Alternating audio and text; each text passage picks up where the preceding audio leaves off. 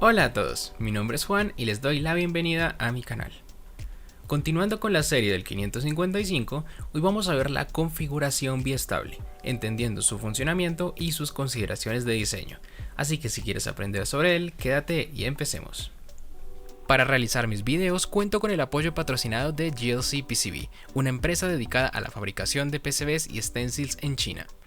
Con GLC PCB podemos fabricar PCBs de gran calidad y a muy bajo precio, ofreciendo una gran oferta de 10 PCBs de doble capa, en color verde, fabricados en fibra de vidrio por tan solo $2 y con capacidad de producirlos entre 24 hasta 48 horas. Solo basta con cargar nuestro archivo Gerber, elegir los parámetros anteriormente mencionados y estamos listos para llevar nuestros proyectos y productos al siguiente nivel. La configuración biestable funciona con dos pulsos que nos permiten activar o desactivar la salida del 555, dependiendo de qué pulso llegue al mismo.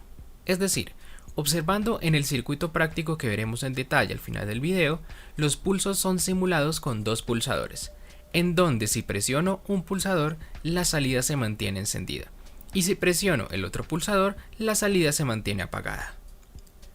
El análisis, contrario al de la configuración monoestable, es muy sencillo.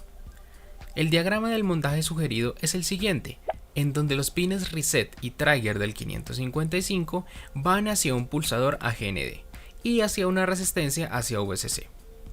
Los pines discharge y control voltage van al aire, el pin threshold va conectado a GND y el pin out lo conecto a una resistencia que va hacia un LED para visualizar el estado de la salida.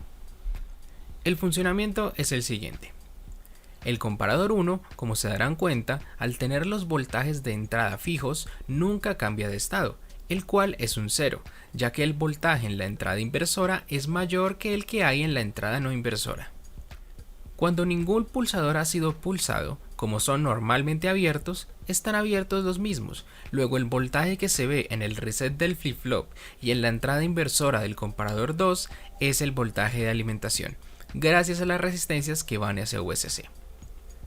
Como el voltaje de alimentación se ve en la entrada del reset del flip-flop, el flip-flop funciona correctamente dependiendo de las entradas. Luego ahora vamos a analizarlas.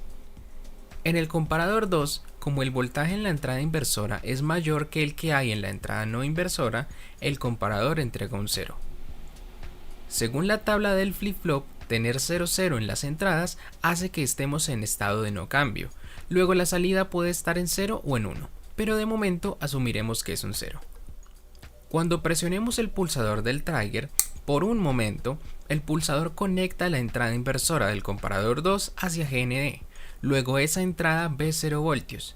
Y como ahora el voltaje en la entrada no inversora es mayor que el que hay en la entrada inversora, el comparador 2 entrega un 1. Ahora tenemos un 1 en la S y un 0 en la R. Luego el flip-flop entra en estado set. La salida Q entrega un 1 y la Q negada entrega un 0. Como la etapa de salida niega la Q negada, a la salida del 555 tengo un 1, lo que enciende el LED. Cuando el pulsador se deja de presionar, nuevamente tenemos el voltaje de alimentación en la entrada inversora. El voltaje en la entrada inversora se vuelve mayor que el que hay en la no inversora, el comparador entrega un 0 y el flip-flop regresa al estado de no cambio. Luego, como antes teníamos un 1 en la Q, seguimos teniendo un 1 en la Q y la salida se mantiene en el mismo estado de forma indefinida. Ahora bien, cuando se presiona el pulsador del reset, el pin de reset del flip-flop ve GND, un 0. Luego el flip-flop ignora las entradas y entrega un 0 en la salida Q y un 1 en la Q negada, causando que la etapa de salida invierta la Q negada y a la salida tengamos un 0, lo que en este caso apaga el LED. Cuando el pulsador se deja de presionar, nuevamente tenemos el voltaje de alimentación en el pin de reset. El flip-flop opera nuevamente según las entradas y como las entradas del flip-flop nunca cambiaron, regresa al estado de no cambio. Luego, como antes teníamos un 0 en la Q, seguimos teniendo un 0 en la Q, y ahora la salida se mantiene en ese mismo estado también de forma indefinida, cerrando el ciclo. Ahora bien, como ocurrió en el video anterior de la serie, es normal preguntarse qué pasaría en los casos no ideales. En este caso, ¿qué pasaría si mantengo presionados ambos pulsadores a la vez? Si presiono ambos pulsadores, el comparador 2 entregará un 1 a su salida, y el pin de reset del flip-flop ignora las entradas y entrega a la salida Q un 0.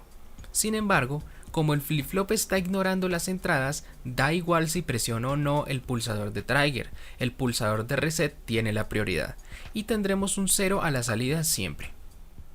Antes de ir a la realidad, lo suyo serían las consideraciones de diseño, pero la verdad es que prácticamente no las hay. El circuito es tan sencillo que lo único que tendríamos que calcular son las resistencias.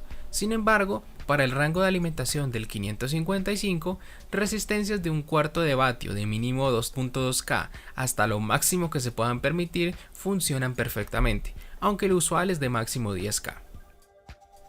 Digo que las resistencias deben ser de más de 2.2K porque al presionar un pulsador, la resistencia se conecta entre VCC y GND.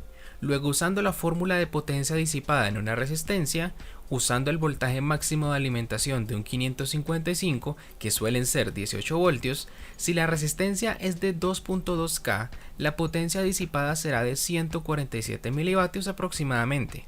Y como en estos circuitos solemos utilizar resistencias de 1/4 de vatio, este valor es ideal para usarse con resistencias de ese tipo. Dicho esto, vamos a ir a la realidad a comprobar su funcionamiento. Y bien, aquí tenemos el montaje. Tenemos aquí el 555, el pin 8 alimentación va positivo y pin 1 también alimentación va negativo. Tenemos el pin 7 y el pin 5 al aire, el pin 6 a negativo. Pin 4, vemos que por medio de este jumper va la resistencia de 10K que va positivo y también va el pulsador que va negativo. El pin número 3 por medio de la resistencia y el LED que vimos en la configuración anterior, pues nos indica el estado que tenemos a la salida. El pin 2 también por medio de un jumper va a un pulsador y también a la resistencia de 10K y luego va a negativo. Y pues bueno, vamos a observar el comportamiento del circuito. En este caso la salida pues está apagada. Si yo presiono este pulsador de la izquierda, pues seguirá apagado porque este va conectado al pin de reset. Pero si presiono el de la derecha, el que va conectado al pin del trigger, podemos ver que la salida se queda en alto. Si vuelvo a presionarlo, pues lógicamente no pasa nada porque tengo que presionar el otro para que cambie de estado. Y así puedo jugar entre los dos estados. Y vamos a probar a presionar los dos pulsadores a la vez.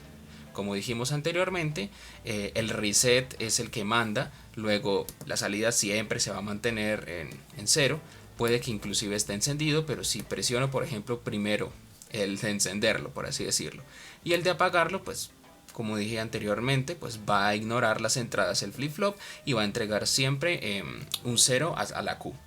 Y bueno, este es el montaje, no tengo nada más que decirles. La alimentación es 5 voltios, pero como dije anteriormente es muy sencillo, no tiene ningún tipo de misterio. Y bien, esto es todo. Gracias por ver el video. En el siguiente video de la serie veremos la configuración estable, una de las más utilizadas, y luego por fin ya podremos empezar con proyectos, puesto que ya sabemos las bases para analizar todos esos circuitos. Nos veremos en próximos tutoriales. Hasta la próxima, chaito.